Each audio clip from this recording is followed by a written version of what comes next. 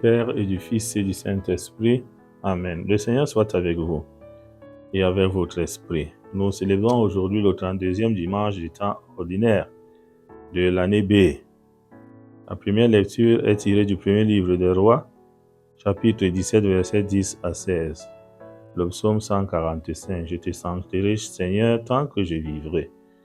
La deuxième lecture est un extrait de la lettre aux Hébreux, chapitre 9, versets 24 à 28. Et l'évangile est celui de notre Seigneur Jésus-Christ selon saint Marc, chapitre 12, versets 38 à 44. Aujourd'hui,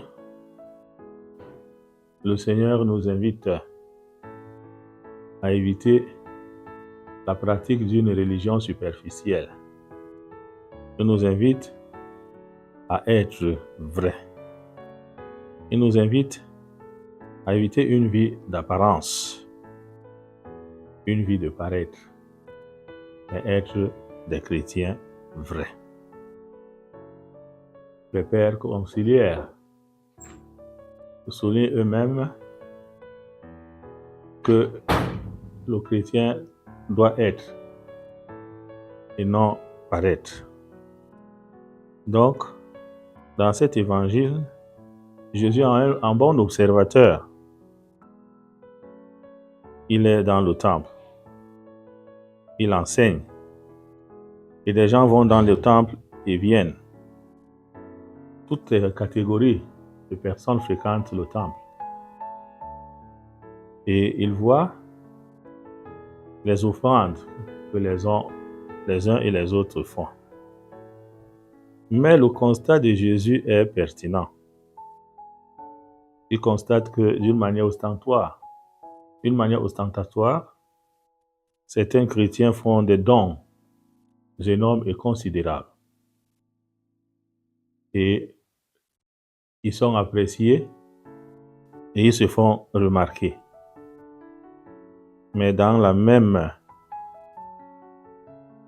foule, dans le temple, il y a une veuve qui aussi vient de poser son offrande auprès du Seigneur. Elle s'avance dans la discrétion et dépose 2 piécettes. Le Seigneur ici apprécie son geste, sa discrétion et sa foi.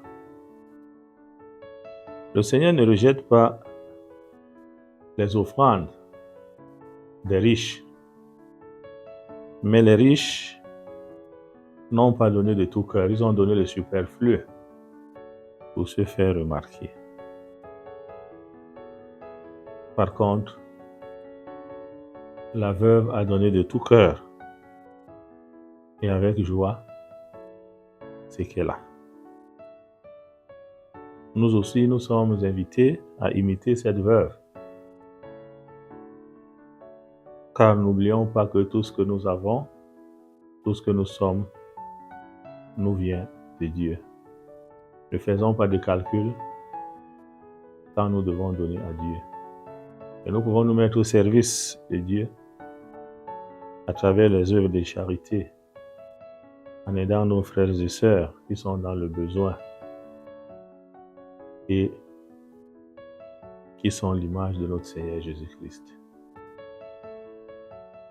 Ceux qui ont reçu plus, eux aussi sont invités à purifier leurs dons. Et nous remercions ceux-là qui ont reçu plus et qui sont au service du Seigneur. Et nous les encourageons. Par contre, ceux qui traînent encore le pas, que cet évangile de Jésus-Christ touche leur cœur pour que ce qu'ils font pour